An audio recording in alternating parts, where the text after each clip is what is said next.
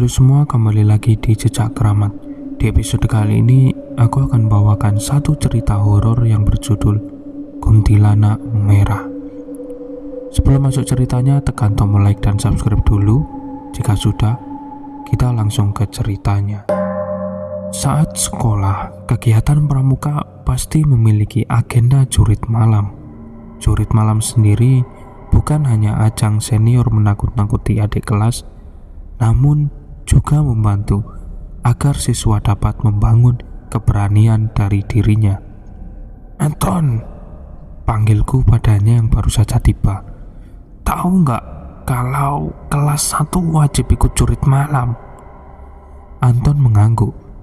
"Iya, tadi udah lihat di mading." "Kelas kita kebagian hari apa?" tanyaku. "Kamis, pas banget malam Jumat. Kalau Cindy, Sabtu dia mah. Nggak asik banget bisa-bisa gini," jawab Anton lesu. Sebab dari awal dia ingin satu tim bersama gebetannya ketika jurit malam.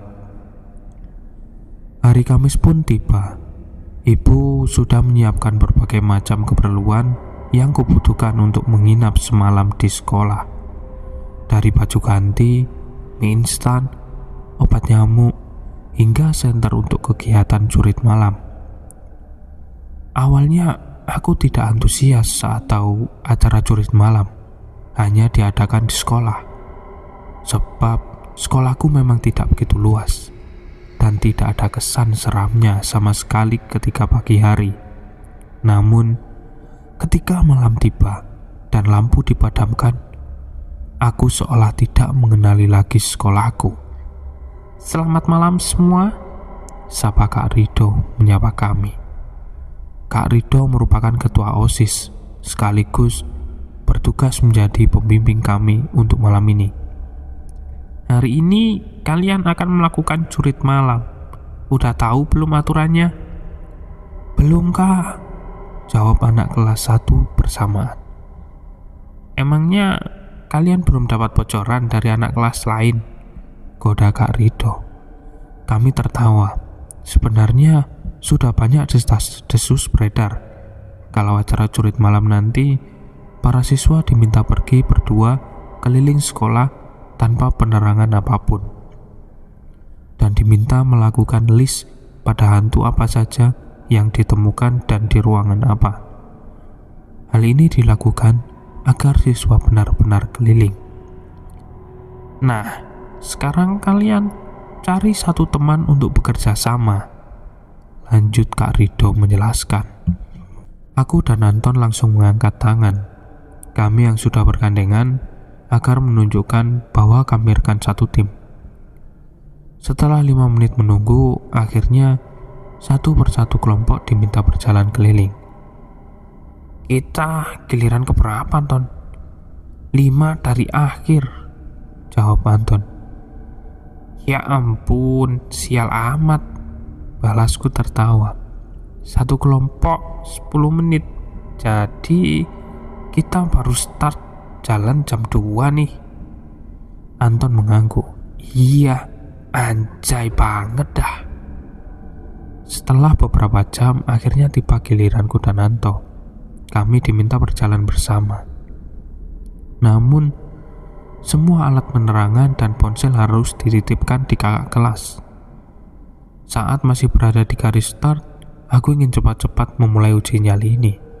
Ingin saja membuktikan kepada yang lain bahwa aku berani. Namun ini tidak seperti sekolahku ketika siang hari. Rasanya tangga menuju lantai 2 menjadi mencekam, seolah ada seseorang yang siap menyapa kami ketika tiba di ujung. Sebuah angin kecil melewati tengkuk leherku begitu saja. Aku masih terdiam, tidak ingin menunjukkan bahwa sebenarnya ada rasa takut mengganggu hatiku. "Sat, kenapa, Ton? Kita harus kemana dulu nih? Harus cek satu-satu kan ruangan di lantai 2 ini?" jawabku mengingatkan perintah dari kakak kelas. "Suara kamu kenapa gemetaran gitu sih? Enggak enak aja perasaanku." balas Anton tanpa menutupi rasa khawatirnya. Aku juga sih, kayaknya banyak orang sedang melihat kita. Anton mengangguk.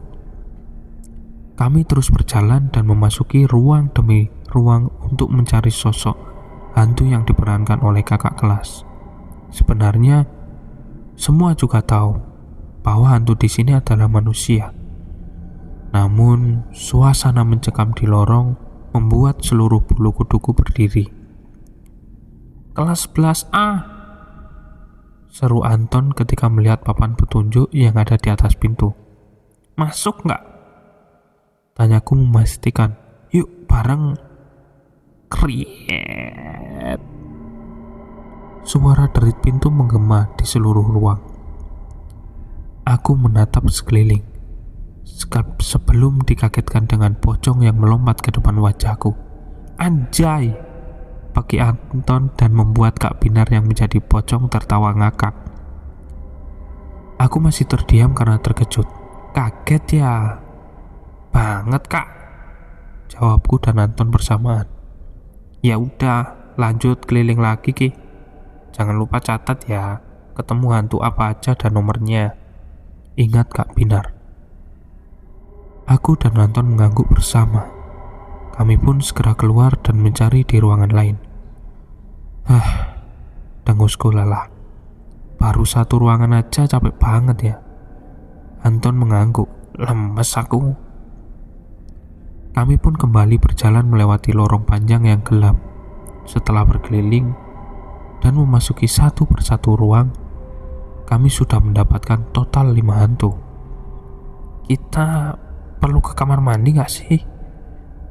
Dibilang semua ruangan di lantai 2 kan? Tanyaku memastikan. Iya sih. Ya udah, kamu aja deh Sat, capek aku. Ih, cemen, jawabku tertawa. Aku memberanikan diri berjalan mendekat ke arah kamar mandi. Letak ruangan ini berada di paling ujung dan membuatnya sama sekali tidak mendapatkan cahaya apapun. Gelap, pekat, dan pengap. Itu yang kurasakan ketika memasuki kamar mandi. Aku melihat kanan kiri memastikan apakah aku harus berjalan maju atau tidak. Brak! Pintu kamar mandi paling ujung terbuka dan seseorang berjalan keluar. Kak, panggilku. Hening.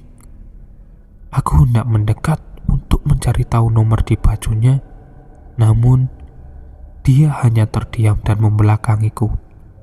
Entah kenapa, hal ini membuatku tidak berani mendekat. Aku memutuskan untuk berjalan keluar. Setidaknya, grup kami mendapatkan informasi bahwa di kamar mandi ada kakak kelas yang menyamar menjadi kuntilanak merah. Aku dan Anton sudah tiba kembali di garis finish. Rasanya lega melihat lampu penerangan setelah 10 menit berada di kegelapan. Gimana? Sapa Kak Melati setelah melihat kami. Aman gak? Aman Kak, sahut kami bersamaan. Yuk kasih list ya hantu apa aja yang kalian temukan.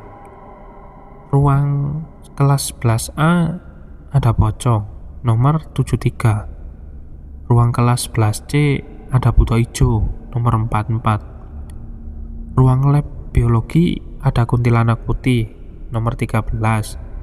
Ruang komputer ada hantu satpam nomor 54. Ruang kesenian ada tuyul nomor 66. Terakhir, saya lihat di kamar mandi ada kuntilanak merah, tapi nomornya nggak kelihatan Kak. Lanjutku melengkapi list kami. Hah? Tanya Kak Melati bingung. Di kamar mandi? Aku mengangguk. Kamar mandi? Tanya Kak Melati berusaha memastikan kembali. Iya Kak, tapi kan kita nggak ada taruh hantu di sana Satria. Hah? Kataku bingung, sebab aku benar-benar melihat jelas seseorang keluar dari bilik terakhir dan berdiri membelakangiku. Tapi saya benar-benar lihat Kak. Kamu gak lihat nomornya? Aku menggeleng. Enggak kak, karena dia diam aja, yang jadi nggak berani mendekat. Ya udah, nggak usah kamu pikirkan lagi ya. Tapi dia manusia kan kak? Tanyaku memastikan. Udah malam, kakak harus urus anak-anak yang lain. Jawabnya seolah enggan menjawab pertanyaanku. Sejak saat itu, aku tidak berani ke kamar mandi di lantai 2. Sekalipun sedang mengikuti kegiatan di sana, aku akan memilih turun ke lantai 1 dan menggunakan kamar mandi di dekat kantin. Entah, walau tidak ada yang menjelaskan padaku sosok tersebut hantu atau tidak, namun aku tahu bahwa dia bukan manusia, karena hanya aku yang melihatnya. Oke, cukup sampai sini saja episode kali ini. Jika kalian suka, jangan lupa subscribe-nya ya. Sampai jumpa di episode selanjutnya. Bye-bye.